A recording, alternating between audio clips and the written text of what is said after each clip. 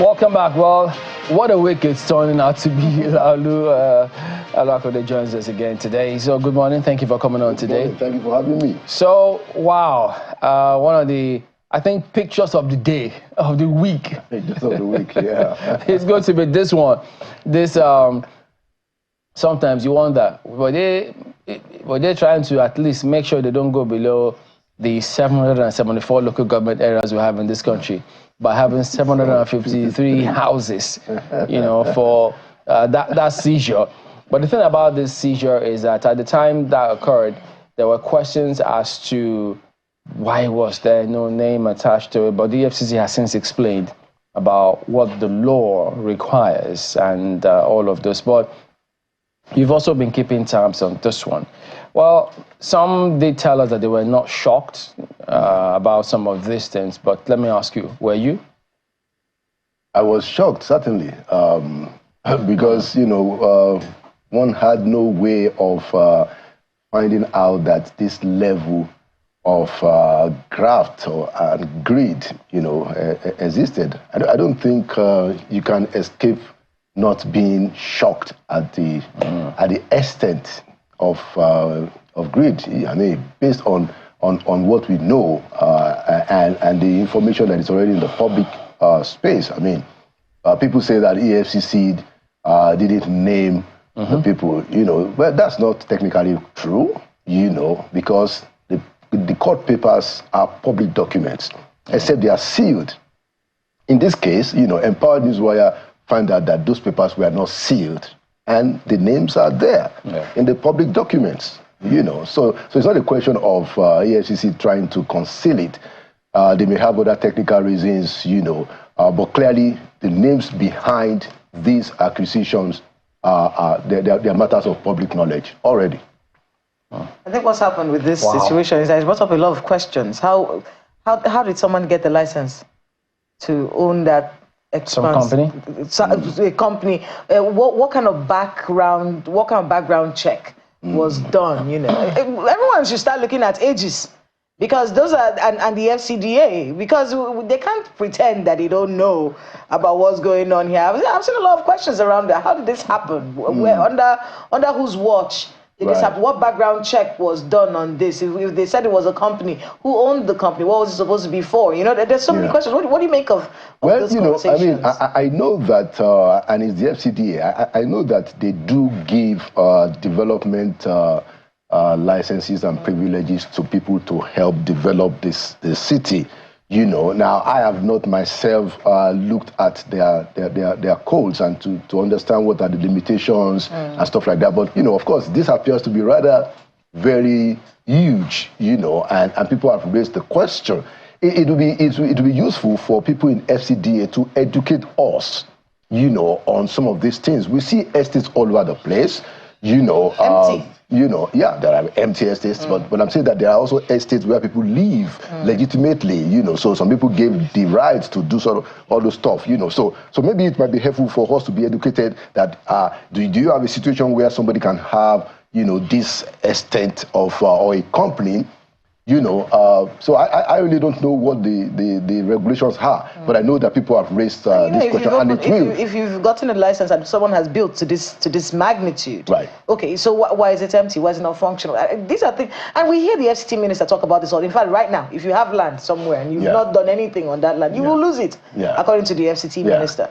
So for a case like this one, where this has been there for a very long time, what kind of conversations, I think what I don't like is how everyone is quiet from the FCDA about this. I think this is something they should be talking about right now and clearing their own name on this. Yeah, well, if you look at the court papers, you will see that this has happened quite a while back, and I think it was because the thing was abandoned at some point that encouraged the intelligence upon which EFCC acted, to bust this crime. This is a real crime busting, and we have to give EFCC the credit. Well, the matter, who knows how long that trial, will go on for, but the questions as to the kinds of systems that we do have in the country that allows for all of these kinds of things. As a matter of fact, of equal importance is the question as to proceeds of crime. Yeah. Has that been addressed? Yeah, well, that's actually the the instruments that the EFCC has used in this matter. Now, if you pay attention to what the EFCC have said, especially the chairman, he said that so now when they are conducting an investigation on stolen property, when they are doing recovery, they are not just trying to get the details of the case itself. They are also not waiting to go after, the proceeds of perceived crime, which is exactly what happens in this matter. So they are saying that, look, while we are investigating financial crimes, in the process of it, if we find property, or proceeds of crime, we can actually go after those proceeds, and retrieve them, even while the case itself is going on. That's a bit of progress. And that's why I think that, Olaluka should get quite a bit of credit in this matter, because he developed that strategy to say that, look, while we are going after the case in court, we also now have the legal instrument to say that, look, get the property, seize the property. Yeah. And in this case, this is the final forfeiture, by the way.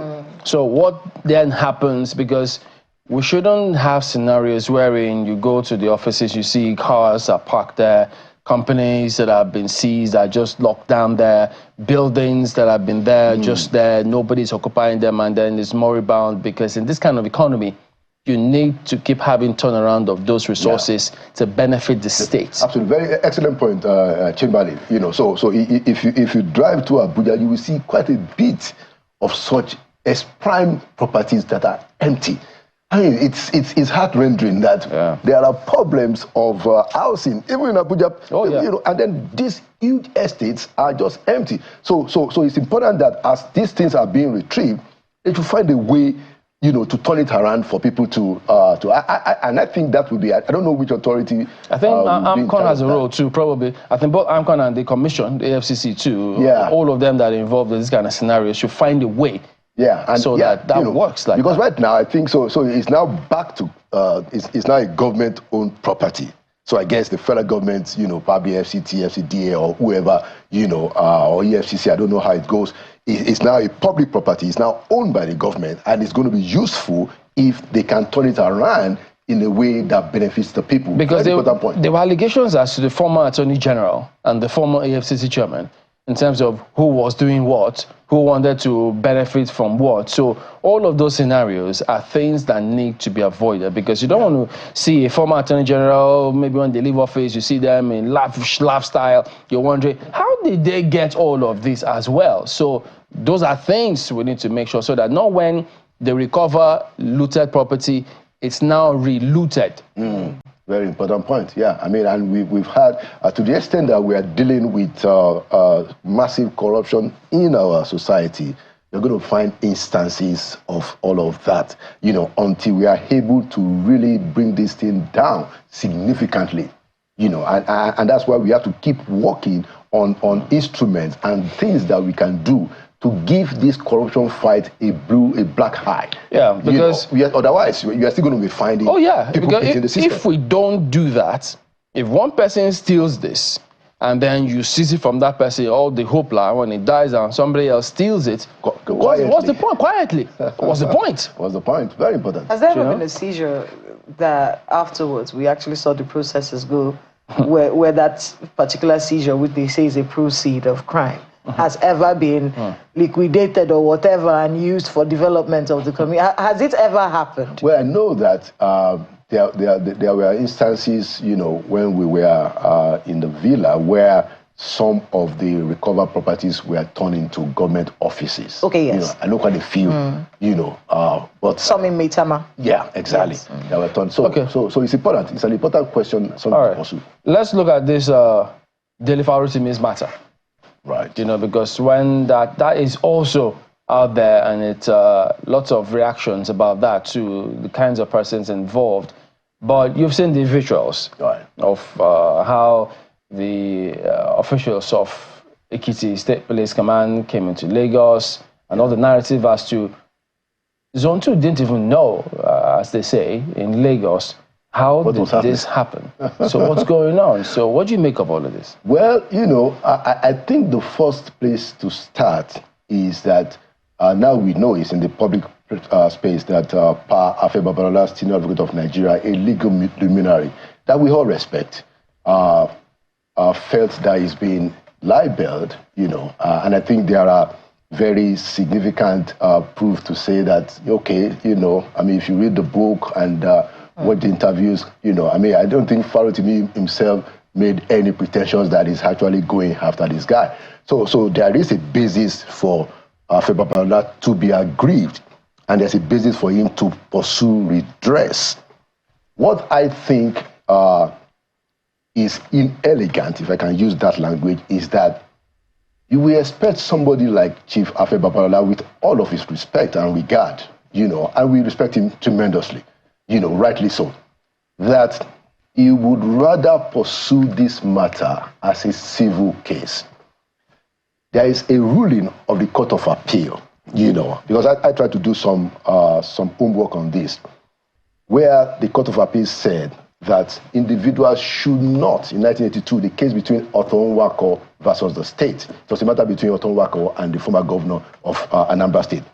And the Court of Appeal ruled that you cannot use the instrument of the state in the pursuit of your own personal fight. Now, so you expect that somebody like Afe Babalola should know that, and he shouldn't have been involved in calibrating or instigating the police to harass Mr. Farotimi the way we have all seen on video. Afe is aggrieved, and he should pursue his right. But you expect somebody in his class, somebody with his reputation, what he represents is Afe Babalola is an icon in Nigeria. So you will expect him to put that in view and rather seek a civil process. And it's interesting the words that you used. I don't want to lose my thought. You said inelegant. Inelegant doesn't mean wrong, does it? Was he wrong? Well, so legally, to the extent that he felt aggrieved, lawyers have said that he had two options. He could go the civil, he could go the criminal. But there's a Court of Appeal ruling, okay? Where the justices in 1982 said it is not right to use state resources for a personal fight. Initially what we were hearing was libel, defamation. Then we started hearing cyber bullying. Yeah. I think that added bit to the charges that they're bringing up against Mr. Farotimi. In many ways says, okay, well, if that's there, we're looking at it really strictly from a legal perspective, then yeah, it may be inelegant, but he's not wrong. No, but why I think it's wrong is that the Court of Appeal said you shouldn't do that. Afe Babalola is not a more lawyer in this country. And you look at people like that. Some of us grew up in school. I grew up in Ibadan, where Afe practice was. Afe was like a mini god. So you expect people like that to be above board. That's the point. That's my own point. The NBA, he will get his redress in the civil case. And the NBA put up a statement, and they said that even in the place where he was arrested, that the state had decriminalized that kind of action. Yeah. And so if you send police from Ekiti to go to Lagos, where the matter has been decriminalized, you drive him from there to Ekiti, that suggests that the police, this might be aimed at intimidating and harassing. Yeah, and that's why I'm really concerned for our first reputation indeed, because the whole world is watching this saga and what the police are doing in the name of Afe Babalola. Everybody knows that this crime is no longer a crime as it were in Lagos. Yeah. Criminal defamation has been decriminalized in Lagos and Edo states. That explains why you had to have the police cross borders to come and pick this guy. That doesn't look good for an Afe Babalola. Somebody else can get away with this. So here's the question. Is he supposed, how do we know that he didn't just report the matter to the police in the state, and then the police then do what police will do in the country, say, we'll have to be seen to be walking. Then they go to town. And it's because of this thing you said, should he have done at that time? You see him like that. Yeah, so should he have said, hey, don't do your job like that. Wouldn't it be tantamount to, are you telling us to do our jobs? No, I think that he knows better. There's no doubt about it. But the man is aggrieved, and I understand that. You know, I mean, you got to read the book, and you got to see the ferocity and the audacity of Dele Farotimi. I mean, and we don't know, you know, these things have to be He said the SAN libeled me. Yeah. I sued him. Yeah. But the wheels of justice ground me or ran against me. There are all kinds of angles to this thing, and that is why the whole world, it's not only in Nigeria that this is being watched in the whole world. Yeah. And I will appeal to Afe Babalola that, look, in my language, and he's a Yoruba man, when an elder fights a younger person, he's called an agbaya. That means a big for nothing old man. Afe Babalola is not a big for nothing old man. Afe Babalola is a good man. He should not be doing this. Go after Dele Farotimi by all means, but go through a civil suit. Don't let it appear as if you are using your power and your influence to punish the guy already, even before the matter is heard in court. Because at the end of the day, too, there will be several questions asked to. It means that, in fact, the other component to this is there's those who argue, but wait a minute, if we say the matter has been decriminalized in the state, what if the matter is, because I've not seen the charge sheet, if they say, because we understand he's been remanded until, is it December 10 or something like that? 10, yeah. If they then say, well, about cyberbullying, does he have jurisdiction? Well, you know, I think that Femi Falana has explained quite a few of the amendments to the cyberbullying that people no longer, I mean, that people have not actually caught up with. Thank God for people like, you know, Femi Falana in this country who can educate even those of us who are not lawyers. Yeah. Because you find out that lawyers will rather just take that aspect that favors them and they will concede. As always. Some lawyers, not every lawyer, they will concede. They look for the lacuna. Exactly. You know, but you have someone like Femi Falana who will say, look, this is it. So I don't think the cyberbullying stuff is as bad as it is because there has been some amendment.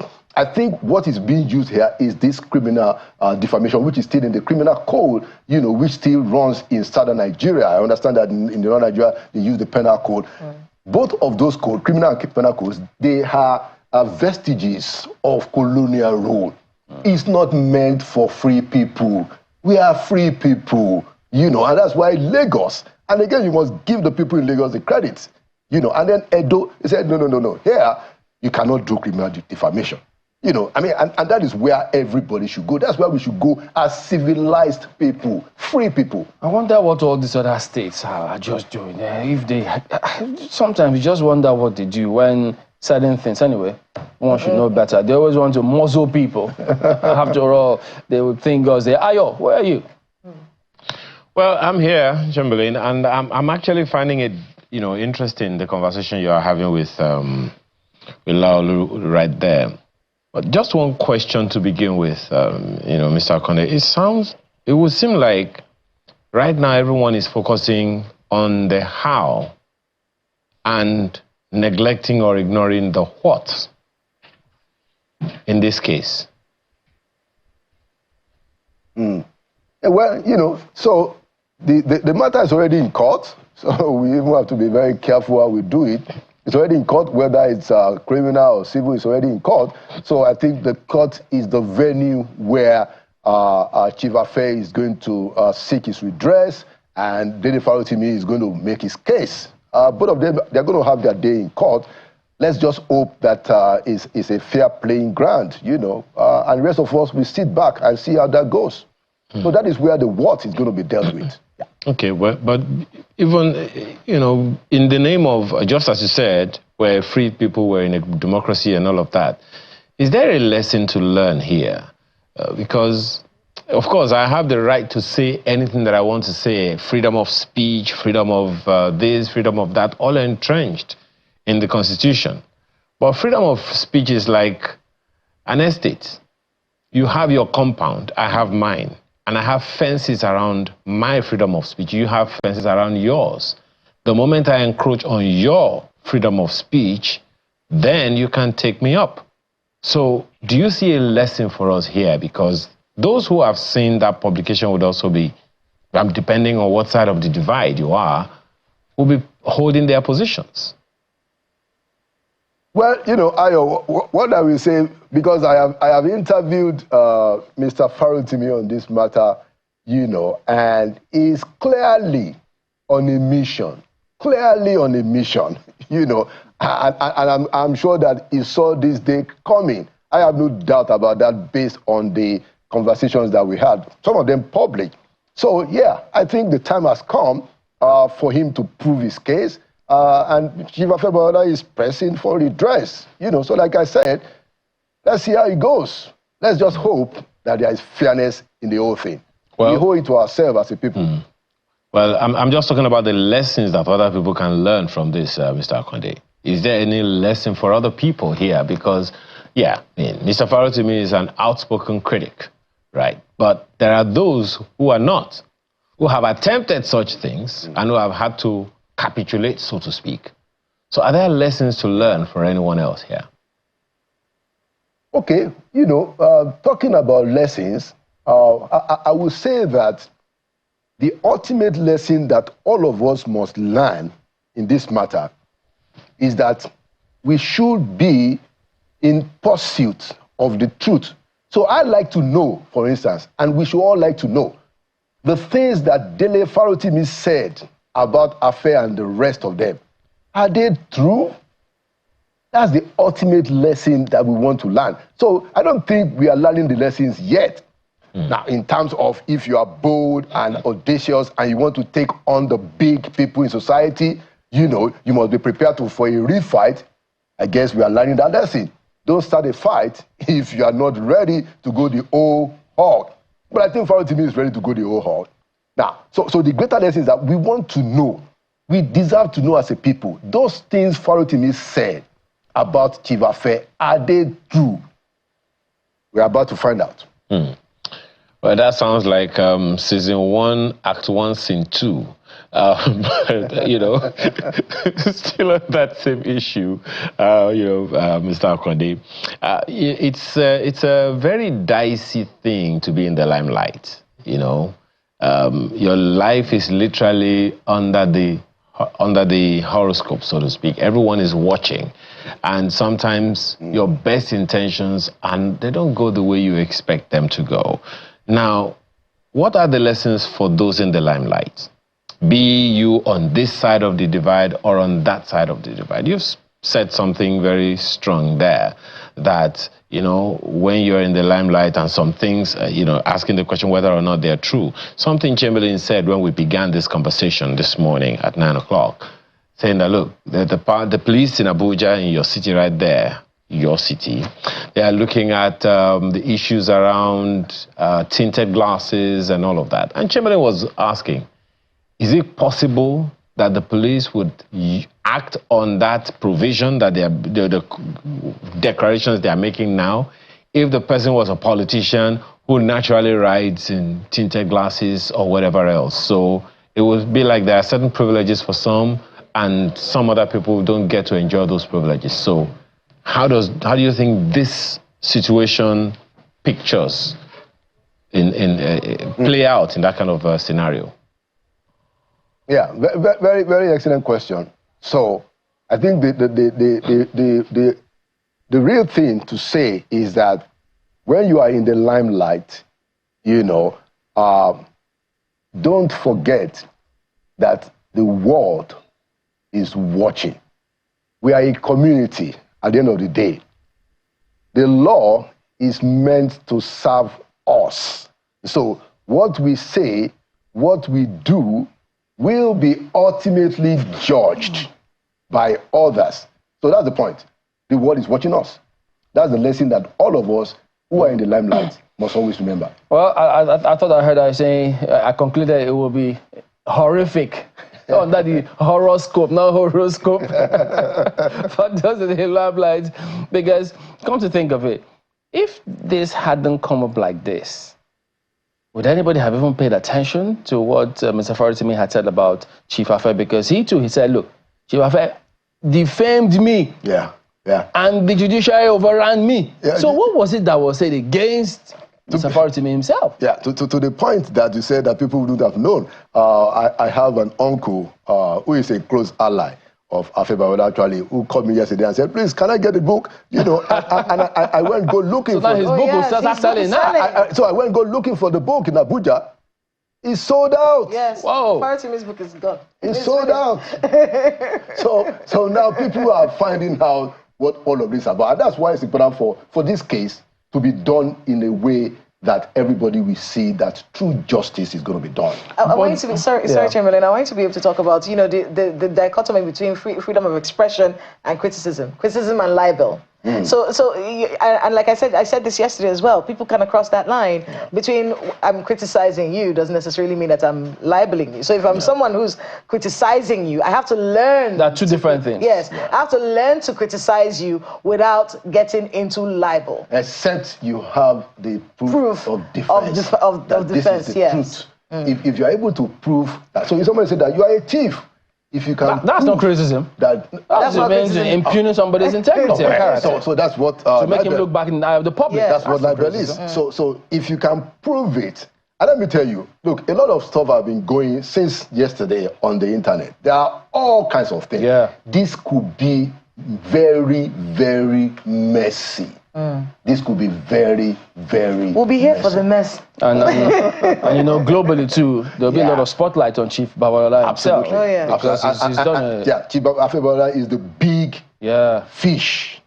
A big fish, a goldfish has no hiding place. Well, there you go. That's a place to anchor at this point in time. Lalo Akande, former presidential aide. But we have to thank you all for letting us be a part of your day today. What a week it's turning out to be. So thank you all again. We'll see you tomorrow. I'm Chamberlain. What's up? Goodbye. Have a great day ahead. Thank you so much for all of your messages. We see them and we'll talk about them tomorrow. Have a great day ahead. I'm Kayla Magwa. Well, there you have it. Kayla has made a promise. We'll hold you to it. Amaya Makinde, have a beautiful day.